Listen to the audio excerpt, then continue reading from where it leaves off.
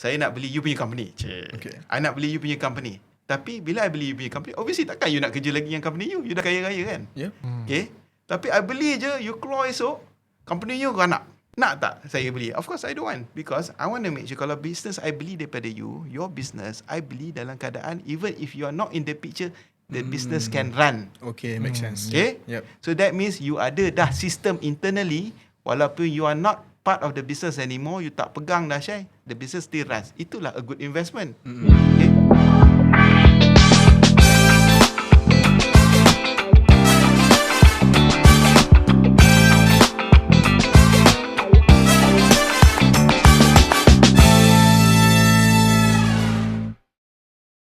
Assalamualaikum, saya Daniel Zamlan daripada DrawX Agency. So ini adalah partner saya, Izzuddin daripada DrawX Agency dan DrawX Academy. So untuk episod kali ni, kita actually nak keluar daripada dunia marketing, keluar daripada dunia branding macam sebelum ni. Sebab apa?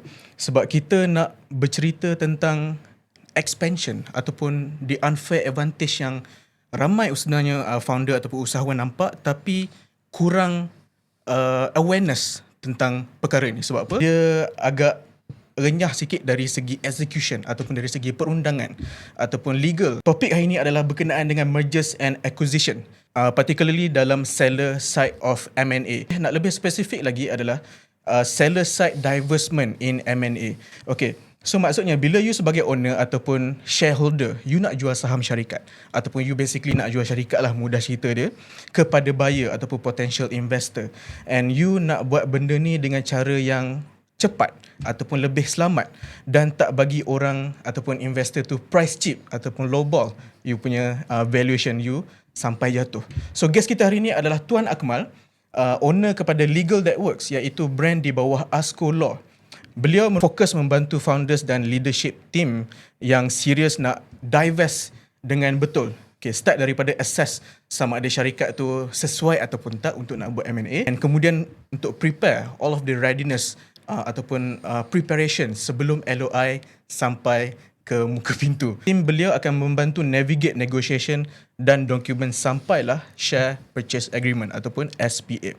So Tuan Akmal, welcome to our episode today. Thank you. And terima kasih juga sebab sudi meluangkan masa dengan kami hari ini. Alhamdulillah. So boleh nak kata, kami hari ini nak session 1 hour ni kami nak berguru dengan Tuan Akmal ini berkenaan dengan M&A. And saya yakin juga that pendengar ataupun penonton dari kalangan usahawan, SMEs semua ni nak tahu macam mana, apa unfair advantage berkenaan dengan seller side divestment ni actually. Okay, so sebelum kita masuk ke M&A, saya nak bertanya dulu satu soalan yang kritikal. Saya tak ada kritikal sangat kan? Takut saya. Belum apa-apa dah kritikal. Belum apa-apa dah kritikal dah. So boleh tak Tuan ceritakan apa sebenarnya the origin story of Legal That Works ni?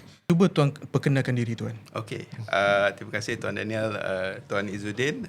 Legal That Works ni is a brand yang kita introduce kepada market since last year. Dia adalah sebahagian daripada firma saya, Akmal Sofi & Co. But I think allow saya untuk jauh sedikit. Asalnya this is not orang kata the first, baru start saja. Sebenarnya kami dah lama berkecimpung dalam bidang guaman dan kita pun dah lama berkecimpung dalam bidang corporate and commercial exercises sebagai legal firm. Cumanya ni brand baru. I started off the firm in 2014, tapi saya practice way before that, 2013, got to the Balalan. Saya bermula di Kuala Lumpur.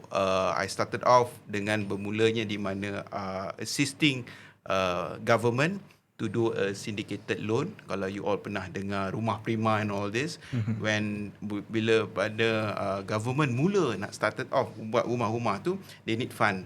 And saya terlibat in the team yang memberikan assisting syndicated loan kepada kerajaan ketika itu. The value was around 2 billion ringgit.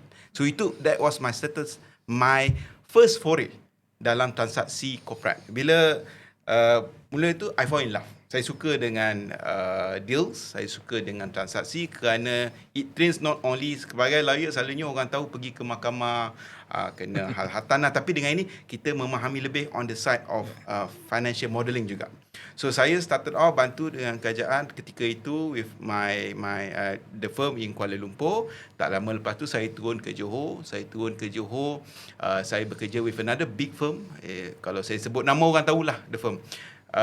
Di situ saya started off dengan township development, saya mula dengan commercial transaction.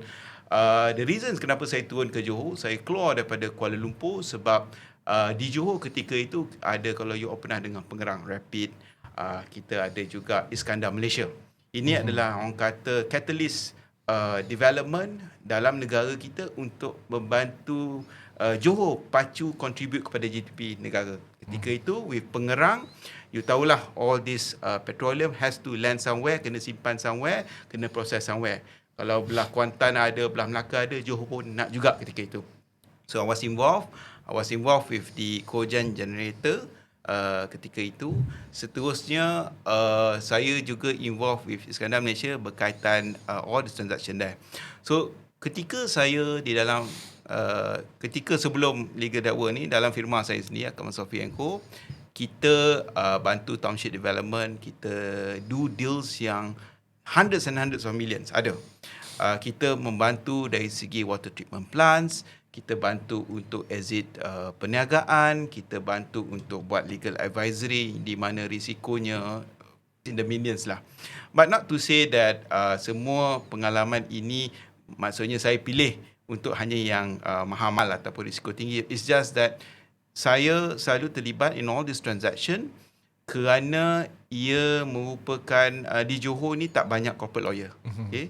Jadi I am always called untuk assist dan kadang-kadang untuk troubleshoot. Okay. And dalam proses saya memberikan semua perkhidmatan kami lah, firma kami dalam transaksi korporat, transaksi komersial, saya mendapati bahawa kebanyakan business owner, syarikat muda ke, syarikat yang lama ke apa ke, kadang-kala us as lawyers ni becomes a final option. Final option bila nak ujung, dah nak sign, suddenly agreement sampai daripada pihak lagi satu, barulah dia panggil kita. The problem dalam keadaan itu adalah, number one is that you tak frame you punya transaction awal-awal. Bila you tak frame your transaction awal-awal, bila you nak go towards negotiation, you banyak perkara yang you masuk into negotiation yang you tak tahu, you look bad with the other side. And that's when the other side akan mula push you down, memperkotak-katikkan you punya value you tak boleh command. So, in our experience with this Legal That Works ini, and related balik kepada our topic, is that kita nak memastikan supaya as founders, as business owner, you can command the boardroom, you boleh command the negotiation table because you know your numbers, you know your facts, you know your data, and tak ada lah orang kata surprise dengan peringkat buyer yang interact dengan you. So we are helping you so that you sentiasa get the maximum value of whatever it is deal yang you nak masuk.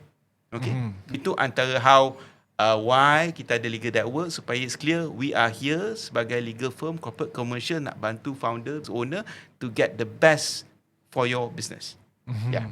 So saya nak tanya, ramai founder takut dengan, especially founder Bumi Putra lah kan, takut dengan proses jual saham ataupun divestment sebab dia rasa kalau benda ni macam terlalu besar untuk SMEs. So apa misunderstanding paling besar tentang exit strategy yang Tuan selalu jumpa with this Bumi Putra owners? Okay. Business owner, pemilik syarikat, pemegang saham tak patut bila mana dengar M&A jual saham, tak patut sebenarnya, sebab sebenarnya legal is always there untuk bantu mereka. Tidak kira mereka di stage mana. Now, one of the things kenapa our experience adalah kerana mereka dengar all this legal jargon.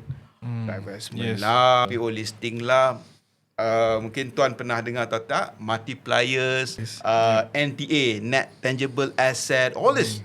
Dia semua ada istilah. Tapi itu biarlah on the professional side kena handle. Sebab professional dia ada dia punya istilah dia.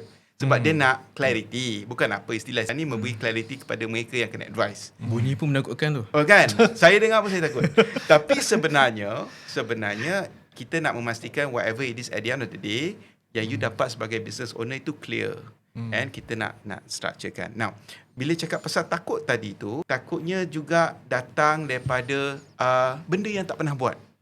You imagine business owner, dia masuk dalam business macam mana? Sama ada mak ayah dia kasih dia business, ataupun dia terpaksa buat business, ataupun memang daripada dia lahir-lahir, ataupun dia keluar universiti ke, dapat cert ke apa, dia rasa dia nak buat business. Okay. Tetapi no one lahir tahu buat business. Apatah lagi tiada siapa daripada sejak muda sampai umur 40-an, 50-an suddenly tahu macam mana nak exit daripada business. Bila tak tahu, kita takut. We only fear the things that we don't know. Kalau you tak takut. So, ketakutan itu datang daripada tak tahu. So, I think terima kasihlah tuan-tuan sebab jemput saya. Sebab saya hari ni pun memang niat nak explain kenapa sebenarnya you tak patut takut. In fact, you kena open arm, bersedia and happy to welcome bahawa exit is part of your business cycle. Yeah. So that's how I see it lah. Yeah. Okay. Tadi kita ada mention pasal unfair advantage. Kan? Kalau let's say lah Tuan Akmal jumpa CEO yang masih lagi percaya, okay, business growth, business expansion ni adalah semuanya bergantung harap pada marketing, kan, branding, hiring ataupun implementing all of the shiny system lah, boleh nak kata. So macam mana Tuan Akmal explain bahawa kadang-kadang jalan yang paling strategik ialah ataupun paling better way lah untuk nak expand the business adalah melalui menjual saham ataupun bawa masuk investor baru. What's your take about that? Okay. Thank you, Tuan Daniel. So interesting.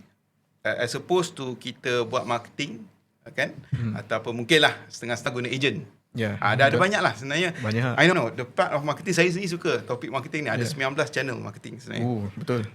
Kan? Topik seksi tu. Topik memang seksi. Kalau tu panjang. Tapi bukan topik kita hari ni. Betul. Okay. So, kenapa instead of marketing, kita gunakan acquisition? Sebab, number one, you imagine, saya nak kasih contoh. Kenapa you have an alternative aside from marketing. Number one, kalau you nak masuk a new market, right? You tak tahu market tu. Contohlah, let's say, Tuan Daniel, you nak masuk Indonesia. Dia ada BPOM.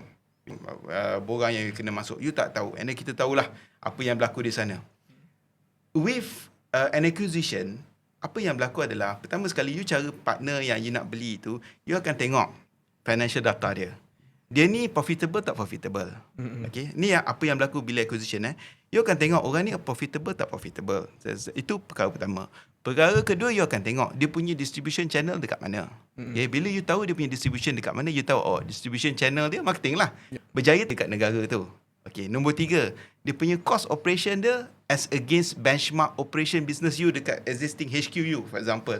Lagi bagus ke tidak daripada you? Itu salah satu. So, bila you tengok all these factors, you beli business dia, you sebenarnya dah di-risk. You tak payah. Kita tahulah start business 5 bulan, 6 bulan, 7 bulan.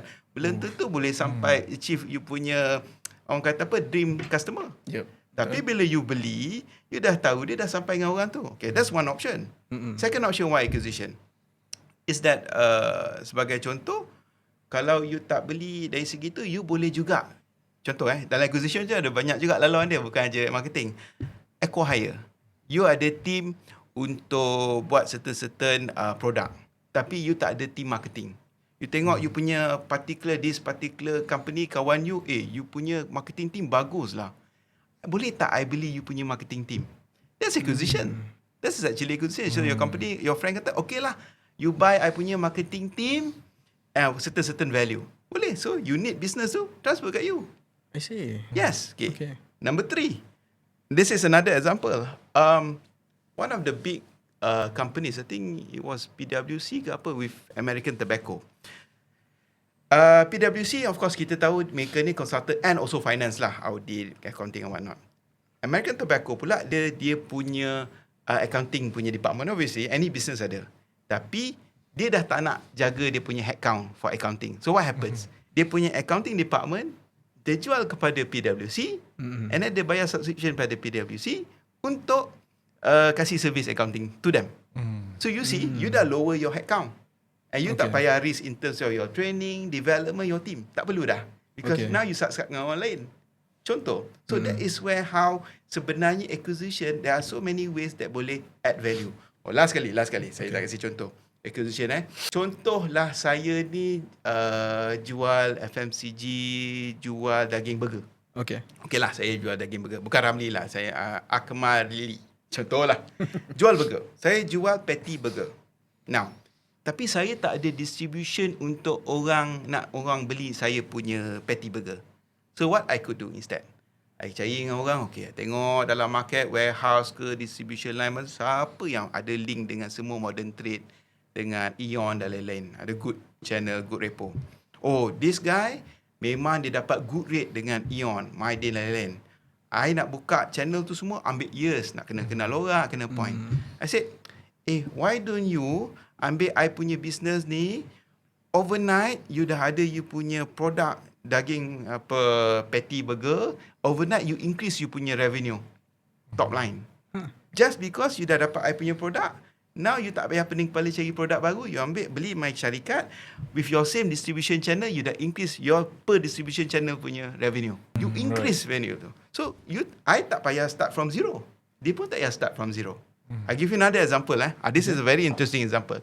This happens jauh sikit lah, in US. Kawan ni dia marketing. Macam Tuan Daniel lah.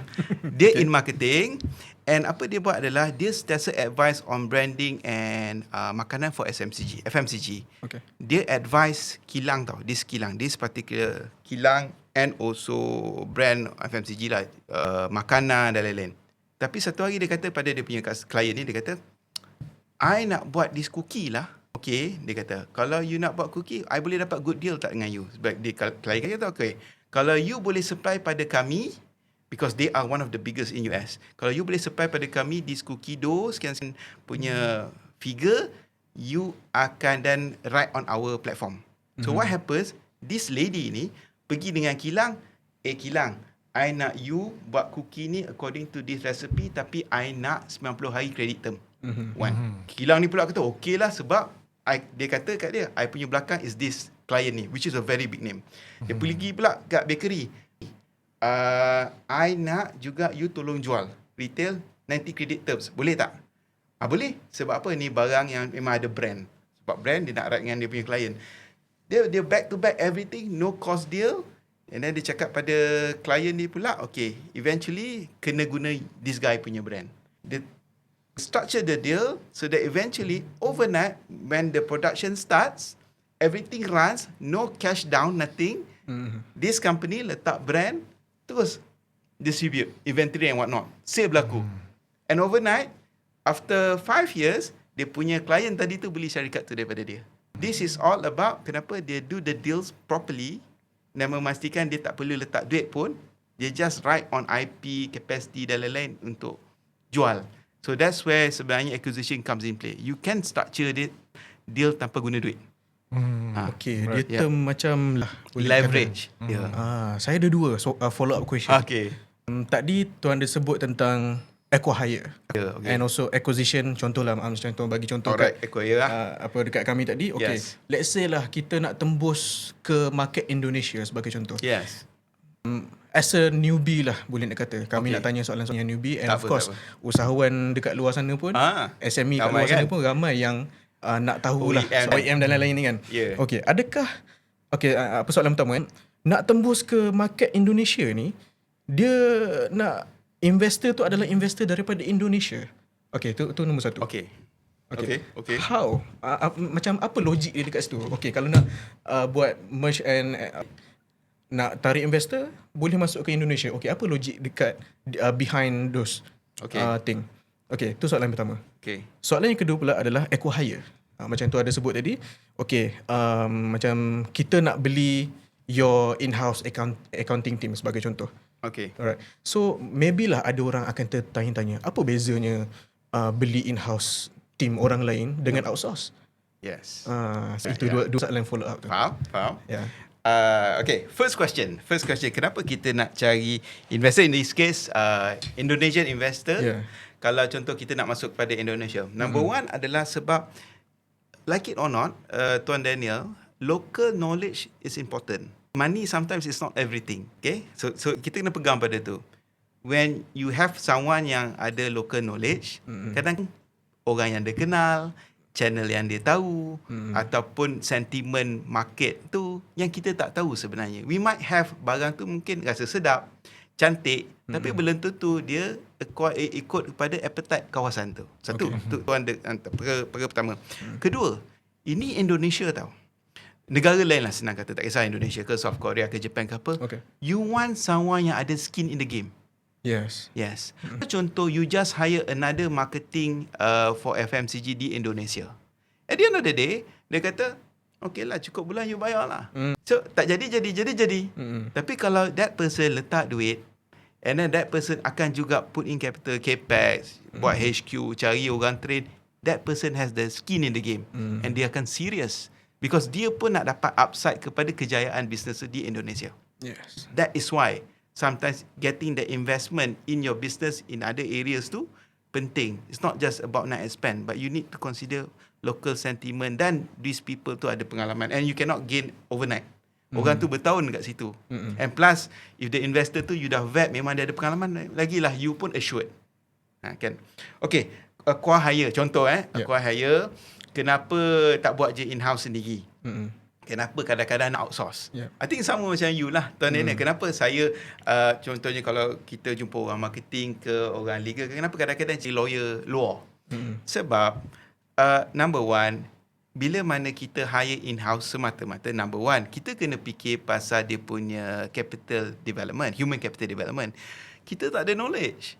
So, orang yang dalam industri tu, dia tahu, okay, this is the next frontier, this is the new challenge, ini adalah ni. Kalau lawyer pula, kalau, of course, ada legal department in-house, ada lawyer outside. Kenapa cari lawyer external? Sebab lawyer external, dia punya bilangan transaction berapa banyak dia buat, compare dengan dalam legal department dalam company, mungkin 1-2. Okay lah, legal department sebenarnya banyak transaction, tetapi compare dengan legal firm yang buat everyday transaction, lagi banyak lawyer knowledge, experience dia akan dapat. Number one. Number two, dari segi you punya compliance. EPF, SOCSO, sekarang ni HRDF, you kena bayar. Patut EIS. You external, you bayar hujung bulan, invoice, bayar. That's it. Dengan external service. You in-house, you kena fikir you punya HR compliance lagi. Betul. And on top of that pula, you kena fikir, orang ni sakit, siapa pula nak backup dalam team tu? You kena fikir all these things. Sedangkan your as a business is to make money. Bukanlah nak internal control, internal comply. No. That one tak buat duit. Pening. Yeah. So you want to focus making money. That's why kadang-kadang owner bila saya jumpa kan, saya kata you buat kerja external untuk cari more funds, revenue apa semua ni. What are the hours yang you focus on that? Kadang-kadang dia dah terlalu sibuk on management. And akhirnya business suffer. And they strike off that. Yeah. Alright.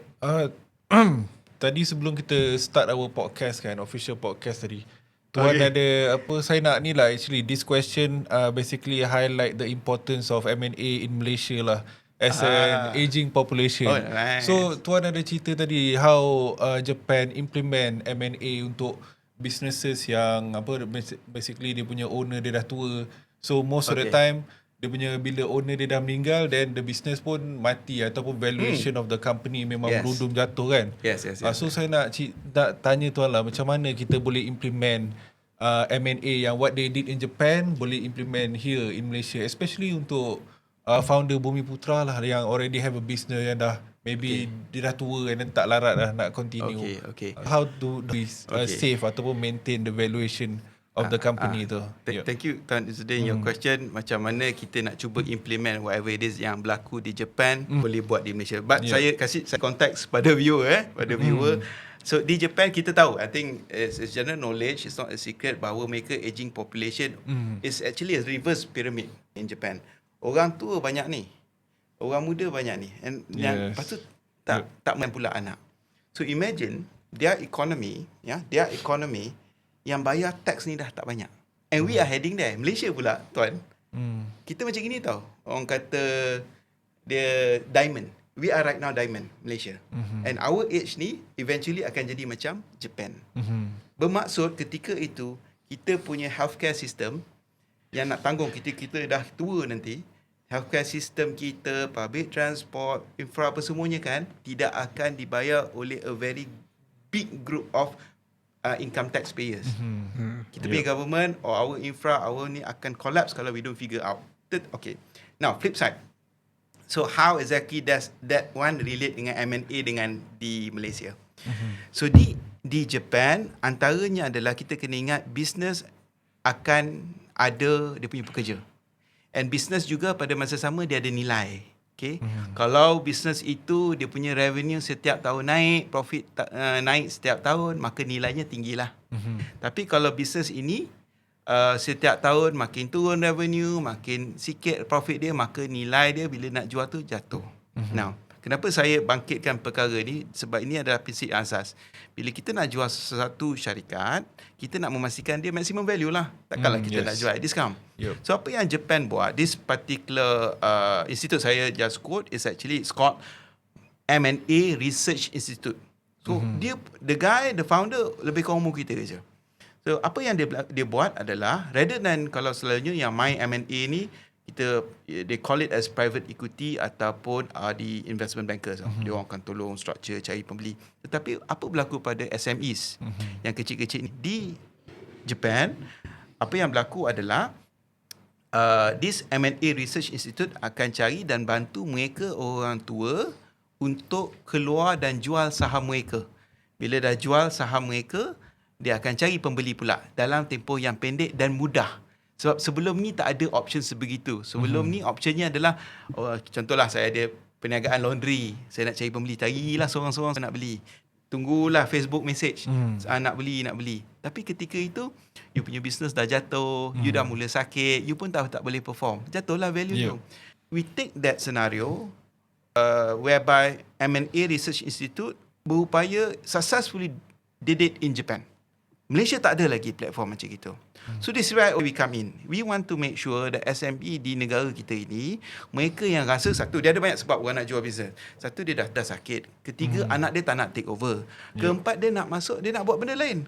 Kadang-kadang kita pun boring juga buat bisnes kita yang lama kan. Kita nak jual sebab kita nampak opportunity lain. Cumanya bila dia tak tahu ataupun dia dah mula tak tahu, dia dah tak minat, this is where founder psychology dia akan self-sabotage. Dia akan buat keputusan yang menyebabkan bisnes meredup, dia akan lambat buat keputusan, menyebabkan bisnes suffer, lalas, employee pun dah tak happy dengan dia, dah tak align. Eventually impact dia dah tak ada profit, dia tak ada revenue.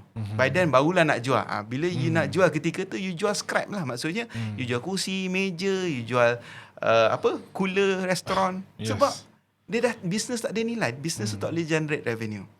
So we can do that. Saya rasa sebab kita piramid yang dia macam buncit kan, kita eventually akan sampai. So rather than kita buat last minute, we have to have a platform. We have to have the right professional yang bantu golongan SME owners ini tahu bahawa bukanlah you buat business duit. Sebenarnya there's another one part yang sama ni you kerja punya penat dapat gaji. And also bila you hujung, you nak keluar dari exit pun you boleh realise value you. You punya pegangan saham dalam syarikat. That's where seller side, M&A ni, maksudnya jual saham you ni can done. Yeah. Okay, sebelum kita masuk ke soalan-soalan tentang mindset lah kan. Okay, saya nak bertanya tentang nak bertanya. Okay, tak apa, kita terus masuk dekat sini je. Okay, soalan tentang mindset. Okay.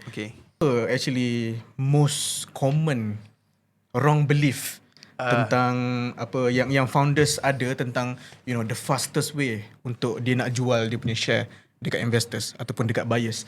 Dan apa sebenarnya a new belief yang tuan rasa macam tuan nak pasakkan dalam fikiran dia orang ni, dalam mindset dia orang ni, yang kalau nakkan clean exit, okay, apa new belief yang tuan rasa macam dia orang ni wajib kena ada? New belief, new mindset. Okay, apa mindset yang perlu ada oleh founder yang kita kena pasakkan lah, at least the takeaway from this podcast. I think setiap business, kalau you ada revenue, you ada profit, sebenarnya you layak untuk mendapat exit seperti mana you pernah dengar orang lain. And exit bukan sahaja berlaku, contohnya kita dengar orang kata exit saham ni dekat peringkat IPO. Sebenarnya selain daripada IPO, ada cara lain untuk jual syarikat you, which is just outright jual kepada, number one, option dia, you boleh jual pada your existing management. It's called a management buyout. Okay, one. Number two, you boleh jual pada competitor you. Sebenarnya, okay. Number 3, you boleh jual for those yang orang kata complementing you punya industri. Contoh you HR agency, you nak jual kepada company secretary punya business. Contoh. Nombor 4 is outright juga. Kalau you cukup besar, you boleh jual pada PE. PE ni it's called private equity. Mereka pun orang yang akan beli, dia akan installkan professional team untuk manage you punya business. And last kali is outright you jual kepada any orang kata ahli mutu acong lah. Maksudnya orang di luar sana yang sebenarnya berminat, yang baru dan muda yang ingin berminat untuk buat business tapi tak nak start daripada zero. And I think sebenarnya ramai orang muda ataupun those yang young ones right now yang sebenarnya ada fikiran yang betul, which is dia nak start buat business tapi dia tak nak daripada zero, dia build up. I give you an example. This one legal firm. So what happens is that dia beli sebuah legal firm yang lebih daripada 15-20 tahun beroperasi. Owner firm tu dah tak larat. Mereka ni kerja dengan legal firm tu. Dia kata pada bos, I nak continue ni, tak apalah, I bayar you setiap bulan. So that eventually I boleh take over the whole firm. Dia buat. Dia beli syarikat, dia beli firm itu, dia buka cawangan and dia expand. Sebab apa? Energy. Oh, dahsyat. Muda, dia muda. Lebih kurang my batch je. Tapi saya start from zero. Kalau saya tahu dulu pun saya dah buat macam itu. Tapi tentu ilmu tak cukup kan? Kita start daripada zero. Dia, I cannot say the name lah. Tapi later after this kita boleh cerita. Dia PM tu dia expand, not only that, they expand the firm, dah buka lagi cawangan. Lepas itu, dia buat lagi financial advisory untuk loan advice. Dia buat lagi untuk connect untuk rumah-rumah sub-sale, agency apa semua. Sebab the energy is there.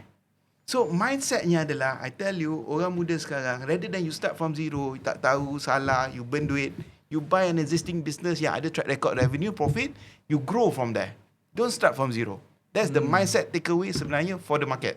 Otherwise, we lose out that capital knowledge dalam business tu yang dah ada. So itu one lah. Number 2, I think another mindset is that jangan tunggu sampai business dah suffer baru jual. That's also a big one. Ini untuk orang yang existing owner pula. Ni saya nak explain ni. Jangan tunggu business dah suffer, your team dah mula tua, nak exit, because bukan you je yang tua. You punya team pun tua. Betul. So jangan tunggu dia orang pun suffer, dia dah sakit, darah tinggi, garut apa semua, dah suffer business, baru you mula nak fikir jual. By then it's too late. You dah tak boleh command value yang tinggi dah. So that's the 2 key takeaway I think yang kita kena ingat. Okay, follow up question. Okay. I'm sure ramai yang tertanya-tanya, termasuklah mungkin kami lah. Ni saya bermonolog dalam bahasa diorang lah kan. Okay. Aku ni layak untuk jual saham. Company aku masih lagi baru. So, apa sebenarnya tuan kriteria yang selayaknya ataupun the minimum lah kriteria yang membolehkan ataupun bahasa mudah ni melayakkan saya ni, contoh saya melayakkan saya ni untuk nak start considering buat ataupun jual saham. Okay. Dalam jual syarikat dia memang saya dengan niat dia pun memang nak jual lah.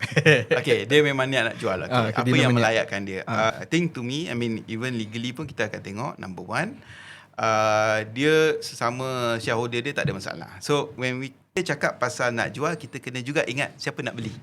Kita kena anticipate pembeli kita tu apa, dia agak-agak lah dia tengok kita macam mana. So number 1, kalau kita punya shareholder sama kita duk gaduh, memang outright no one would be interested nak beli you punya business. Kalau you gaduh, shareholder duk gaduh, macam mana nak jual?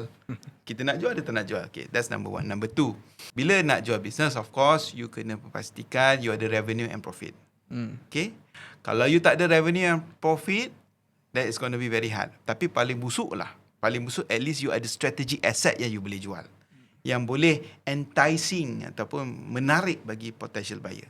Okay, legal documentation, finance, ini semua professionals akan bantu prepare you. Okay, tapi kalau benda-benda big, revenue you tak ada, orang nak lama anak kita buat banyak masalah, orang tak nak. Sama macam business, you kenalah pastikan business you okay at least. And then documentation, this is where professional come in. Kita bantu you punya shareholders agreement, you punya financial track record, mana tak betul, betulkan balik. And last sekali, contoh Tuan Daniel, saya nak beli you punya company. Okay. I nak beli you punya company. Tapi bila I beli you punya company, obviously takkan you nak kerja lagi yang company you dah kaya-raya kan? Yeah. Okay. Tapi I beli je, you keluar esok, company you kau nak tak saya beli? Of course I don't want, because I want to make sure kalau business I beli daripada you, your business I beli dalam keadaan even if you are not in the picture, the business can run. Okay, makes sense. Okay? Yep. So that means you ada dah system internally, walaupun you are not part of the business anymore, you tak pegang dah share, the business still runs. Itulah a good investment. Okay? So saya kasih contoh. Contohlah kita letak 100,000 dekat ASB dapat return 6%. Contoh. Okay? 6%. Hari bulan setiap tahun. Tapi if I put 100,000 in your business, I buy your business 100,000, tapi I kena cari another you, I kena gaya gaji you apa selalah, I tengok tiap tahun negatif ni, return pun tak ada. So it doesn't make sense. It has to make sense dari segi bila you tak ada, the business still generate duit untuk saya. And after 5 years, after 3 years, if I want to sell that business, I can still sell. The business now becomes an investment asset. You change that mindset, then you from day one you akan say, okay, I have to make sure business I ni dalam keadaan elok so that eventually if I want to exit, I can sell. Kita bukannya ada samanya kat sini. Betul. We have to know kita akan exit. Sama ada dalam our own terms atau tidak. That is the mindset also lah. Yes. Alright. Yeah. So saya nak quote sedikit cerita yang tuan share tadi kat luar kan. About Banyak cerita luar ni. saya nak quote sebab I think it's very interesting sebab okay, kita ada Bumi Putra punya founder logistic company kan. Lepas tu originally the plan was to sell only 20% of the share, tapi disebabkan dia tak prepare in terms of documentation, compliance apa semua, dia dipaksa untuk sell 50% of their shares kan. So real question is apa the real problem yang membuatkan buyers atau investors ni lowball the side of the side punya company. Okay. In that transaction, kenapa buyer lowball dia punya valuation syarikat dia? Okay, macam you kata Tuan Izzuddin asalnya nak jual 20% lebih kurang sebenarnya dia punya share. So maksudnya dia tinggal 80%, investor come in pegang 20%. Tapi bila investor come in, valuation jatuh. For the same amount of ringgit, dia tinggal 50% je. Investor akan dapat 50%. Dia kata, macam gini, I don't control my business anymore lah. I tinggal 50% lebih kurang lah. Jadi senang gaduh. So, memang deal tu habis. Okay, what was the reason jadi macam gitu? Number one, bila mana of course, they call in professional legal macam saya ni untuk di peringkat transaction dealing documentation agreement sahaja. Dia tidak panggil saya di peringkat awal where we could actually analyse, buka buku, tunjuk semua senario so that saya boleh identify red flags. Di mana buyer boleh negotiate and merendahkan nilai dia. Okay, that's number one.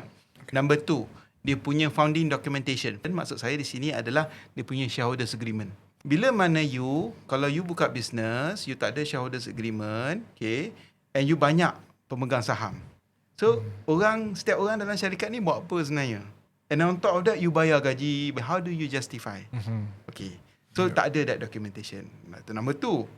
Number three, kadang-kadang, saya tahu Bumi Putra owners out there, jadi company ni, dia pinjamkan duit kat company ni. Company ni, dia pinjam duit kat company ni. Okay. Bila dalam this case, that is what he did. Dia fund duit ke sana, ke sini, ke sana. Part of it is dia punya child punya education, apa semua ni. So, on the books, dia tak untung lah. Sedangkan patutnya, sebelum dia go into that negotiation, apa semua ni kena clear off dah. So imagine dia bayar kereta, dia beli ni, dia tak clear off everything sebelum orang buat due diligence atas syarikat dia. Sebelum buka buku. You should have those things in place ready. Bila due diligence ni, salah satu proses bila orang beli syarikat is called due diligence. Kita check 3 benda. Kita akan check legal, kita akan check commercial, kita akan check finance. Legal, kita akan tengok you pernah kena sama, you ada court case tak, you ada issue HR tak dengan you punya employee. Kalau contoh betul tak you punya material contract yang you kata you ada business tender whatever ni semua ni, betul tak as to the amount revenue yang you punya pipeline ni, betul tak? Commercial, SOP you in place tak? You punya team betul tak? Dia punya contract okay tak bekerja dengan you? Okay. So kalau itu tak ada pun atau ada issue, again masalah. Now last kali finance, you kata you revenue sekian-sekian, 20, 7 juta, even 20 juta, 1 juta. Betul ke? Tengok dekat bank account tak ada pun. So bila buka je, memang akan nampak. You tak boleh nak ngelak-ngelak. Kita ada cases where cuba nak ngelak, tak nak kasih, tak nak beritahu. Memang siapa nak invest? Because bila kita nak berinteraksi dengan buyer, kita kena pada masa sama kena jujur. Sebab kita nak kasih, dia pun kadang-kadang bukan duit dia. Dia bawa duit investor dia juga yang dia pull together. Dia pun bertanggungjawab. We have to consider buyer. So dia nak beli dalam keadaan dia pun lapang hati. Kita pula of course kita kena jujur tunjuk apa yang berlaku dalam syarikat. Then you yang plus is relationship. Kadang-kadang kan beli sama kawan kan. Yes. So tak nak you ruin the relationship. Itu you kata Rosman you kata you okay. You punya business kata okay. Tapi bila buka macam gini, that's not gonna be nice lah. And memang akan deal to fall off. That's my experience lah. Okay. Last question sebelum kita masuk ke rapid fire. Okay, the last question ni boleh nak kata apa yang tuan kata antara masalah yang besar, bukanlah masalah, dia macam the problem that existed disebabkan usahawan tu sendiri yang sengaja buat. Okay, saya bagi soalan dia, iaitu ramai founders yang ada dia ada intention lah untuk nak exit kan, dia nak jual dia punya share dia. Tapi dalam masa yang sama, dia suka delay proses readiness. Okay. Sehinggalah dia dapat the LOI ataupun letter of intent tu. So, instead apa yang dia buat, sementara dia nak tunggu LOI sampai tu, dia nak dalam proses nak tu, okay, dia buatlah dulu benda-benda yang seksi lah di mata usahawan, iaitu marketing, branding and whatnot semua tu kan. What's your take about that? Tentang delaying the readiness tu. Apa dia punya consequence dia, and apa story yang tuan ada? Mungkin case study daripada klien ke yang tuan boleh share? Okay, so I think back to the yang business saya cerita tadi yang 20%, 50% value jatuh apa semua ni lah. Sebenarnya when it comes to getting your business ready, dia tidak susah mana pun. Dia lebih kepada you punya internal governance ataupun pentadbiran you up to the standard yang market perlukan. Maksudnya, apa maksudnya? The basic documentation agreement antara staff, apa yang you kena bayar pada kerajaan, cukai, apa yang kena ada agreement dengan you punya customer, itu kena ada. Itu je sebenarnya. Memang lawyer kadang-kadang dia kasih terma canggih habis lah. Tapi sampai menakutkan. Sebenarnya basic. Which is, you comply undang-undang, buat apa yang patut bayar, tak ada masalah, then okay. Dan itu je, itu sebenarnya. Tapi bila mana contoh dia duk sibuk pasal bisnes tapi dia lupa part urus takbir bisnes ini. Walaupun you tak jual, okay, tiba-tiba LGN datang. Mana receipt? Ataupun contohlah sok-sok datang, pekeso datang. Mana you punya bayaran EIS, sok-sok staff. Kan jadi isu. So it's not so much about bila nak jual baru get ready. No, sebenarnya adalah benda yang perlu sentiasa berlaku dalam operasi bisnes tersebut. Cuma bila mana nak jual, barulah nak start cari balik apa semua. Ada itu. Okay. Pasal operasi bisnes pula, last minute, okay lah duk marketing, sale, cuba duk buat bisnes apa semua. Tapi again, kita cakap pasal kelestarian ataupun bisnes tu boleh jalan tanpa kita. Okay? SOP. It's SOP. Kan contoh saya tak ada. Contoh saya tak ada firma saya. Boleh tak firma saya jalan tanpa saya? Kalau ada SOP, saya punya team boleh jalan. Contoh saya nak cuti setahun. Okay, saya nak cuti setahun.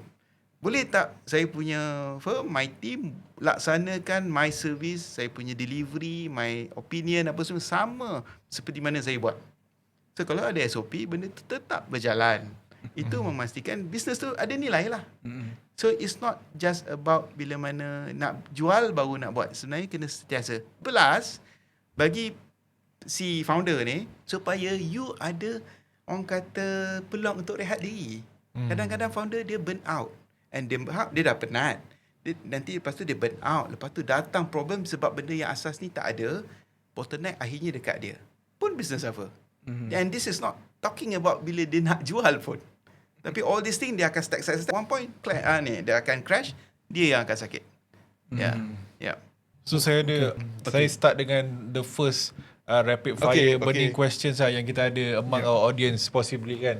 So kalau buyer atau investor approach saya esok, apa proses yang saya perlu get done in the first 7 days? Okay. Bila mana ada buyer approach kita nak beli syarikat kita, pertama sekali, selalunya buyer akan minta, boleh tak I dapat you punya information memorandum ataupun basic high figures. High bukan apa. Bila buyer nak beli kita punya syarikat, dia nak tengok you punya revenue berapa, you punya profit berapa for the last 3 years. Dia nak tahu dulu. Supaya dia pun tak bazir masa. Buyer pun, kena ingat buyer pun dia bukannya duit unlimited. Dia pun cakap, okay, I have berapa juta, 5 juta, 10 juta, 30 million, whatever lah. Dia kena deploy ni duit ni. Tapi dia kena cari the best deals. So kita pun as a business, so kita kena tahu, okay, tiap bulan I make how much? Berapa I punya profit? So kalau kita pun tak ada that numbers, that shows that you pun sendiri tak tahu your business. Okay, that's number one.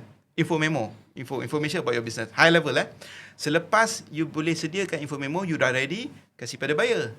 Apa yang berlaku di peringkat buyer, dia akan ambil that information, dia akan kemudian dia dipanggil, akan keluarkan what we call as letter of intent. Letter of intent ni, dia ambil kita punya high number tadi, dia akan kata, okay, Tuan Daniel, based dengan revenue you sekian-sekian, dengan profit sekian-sekian, I estimate you punya business value dia sekian-sekian. Depending on you punya the due diligence kita akan buat atas syarikat you, sekian-sekian tempoh, inilah harga yang kita akan beli syarikat you. Okay? But depending on kita punya due diligence. Okay. You pun kata macam, okay, cantik, I think this is the value yang you nak for your business, you pun sign. So that's letter of intent. Buyer yang kasih. You sign. You sign je, maksudnya you dah buka lah pintu. Okay, datanglah tengok dokumen. Takkanlah bila baru sign LOI, lepas tu, alamak, dokumen baru nak prepare. Habis. By then, you tak boleh nak command you punya price. Sebab dia akan jumpa macam-macam. Lepas dia dah jumpa, buyer dah jumpa macam-macam, dia akan buat report. Dia punya audit, financial team akan buat report, kasih kat dia. Buyer punya legal team akan buat report. Dia punya operation team akan buat report. And kena ingat, ini semua orang yang dilantik oleh buyer. So, they act untuk kepentingan buyer. Don't expect they act kepentingan penjual. So, dia akan cari masalah kita. So, kalau seller ni tak bersedia, then seller lintah pukang lah. Tapi kalau dia bersedia, dia dah ada, everything. Dia cakap, ni tak ada masalah ni sebenarnya. Ni macam mana? Okay. Habis je LOI, buat due diligence, lepas tu akhirnya barulah kita ada transactional documents ataupun agreement jual beli. Baru agreement jual beli. Agreement jual beli akan bagi tahu lah. Okay, bila kita buat due diligence, you ada masalah ni, maka kita akan beli pada harga ini. The reflect the real price tu dalam the transaction agreement. Salah satunya adalah share purchase agreement. Kalau contohlah, this business ni bergantung pada beberapa key individuals dalam business ni. So, kita nak you lock dia punya employment agreement. Dan kita kena dalam transaction agreement tu ada juga perjanjian dengan staff, kena stay lagi 3 tahun, 5 tahun, 10 tahun. Barulah lock. Selesai lah. Transfer duit, transfer share apa semua, selesai. I mean, ini overview yang mudah lah untuk saya kata. Explain the process. So, info memo, letter of intent, due diligence, and then transaction documents ataupun yang the word / agreement lah, perjanjian. Itulah proses yang selalunya. Okay, rapid fire yang kedua. Ni satu kerisauan jugalah antara kerisauan founders yang ada consideration untuk jual dia punya saham dia.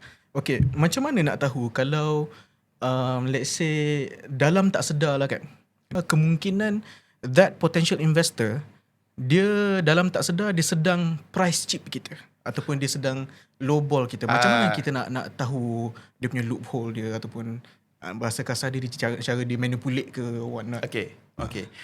Selalunya kita negotiate on price bila mana kita nak negotiate on price, kita akan ada buat juga business valuation lah. Business valuation kita akan ada, kita kena then appoint selalunya financial guy lah, akan evaluate dalam market ada tak business yang macam kita baru saja exit atau jual pada nilai apa, sebab apa. Kita akan ambil data itu dan kita tengok pula, compare pula dengan business ini berapa besar dia. Dan kita akan dapat nilai kita. Contoh, and then kita tak ada masalah. Kita tengok, compare dengan ni kita better ke apa. Dan kita boleh justify. And then buyer datang, I nak, contohlah kita kata kita nak jual 10 juta. Tapi buyer datang kata, I nak beli 2 juta je. And then kita akan query lah, kenapa you nak beli 2 juta? Dan dia katalah sebab ni. Dah ada, again, you tak ada masalah legal, you tak ada masalah commercial, you tak ada masalah operation, finance. You punya business valuation based on market punya harga pun in the same industry dengan you pun that figure, you boleh kata you tengah cheap ball I, cheap sikit I punya harga. You need to have bullets night, negotiate and reply balik. Tapi kalau you last minute, macam mana you nak prepare? That's why penting readiness tadi tu. Readiness is important. That's the key point. Okay, so the third rapid fire burning question kita, Yeah. So apa akan jadi kalau esok buyer dan investor datang approach saya, tapi dalam hati saya rasa saya tak perlu hire lawyer, saya boleh settle sendiri. So ada tau. Ada. Lepas tu saya dengar, saya geleng kepala je. So apa consequences yang saya akan hadap kan kalau saya macam cheapskate macam tu, sampai apa tak nak hire lawyer tu untuk settlekan things tu. Banyak. Saya nak cerita pun saya sedih. Okay, ada in market. Dia sama dia nak jual beli apa semua. Buyer ready. Seller langsung tak nak lawyer apa semua kan. Yes. Dia kata, okay tak apalah, I guna lawyer you. Oh, I gunalah you ni. I tak apalah, ikut je. Rupanya harga, nilai apa semua tak masuk akal. Sebenarnya tak masuk akal. Satu, you imagine Tuan Izzuddin, you buat business apa? Let's say lah you buat business cookies lah. Okay, cookies. You kerja 20-30 tahun. You nak tak you kerja? Then by right exit, you boleh dapat berpuluh juta. Sebenarnya. And banyak tahu out there yang tak reti nilai bisnes tinggi.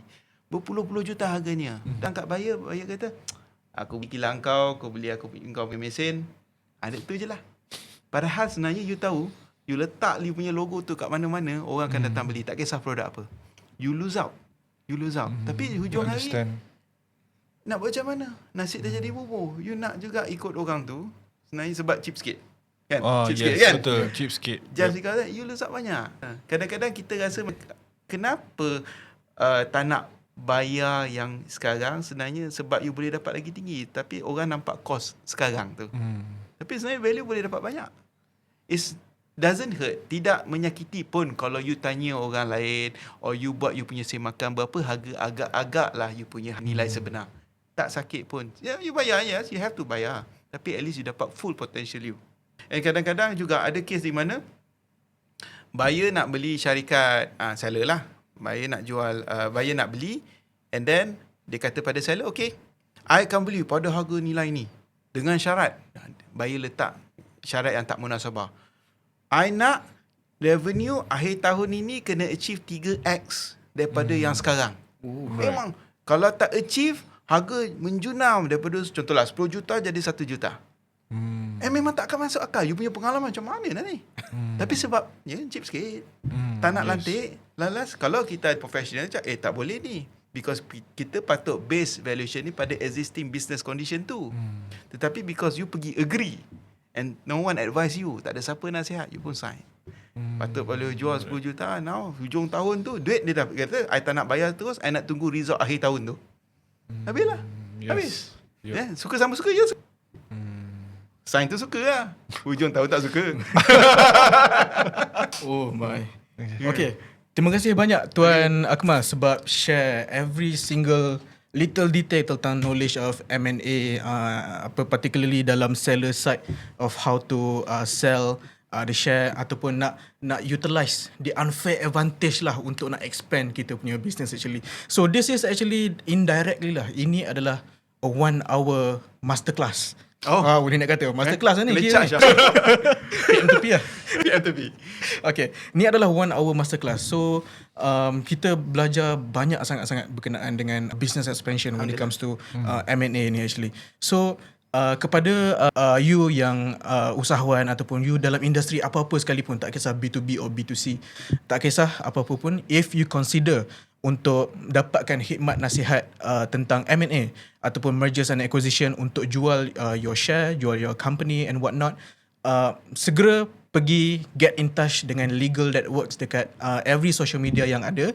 So contact dengan tim Asko Law ataupun tim Legal That Works. Okay, so terima kasih banyak untuk mendengar ataupun stay sampai akhir kita punya episod untuk kali ini. Terima kasih banyak. Assalamualaikum.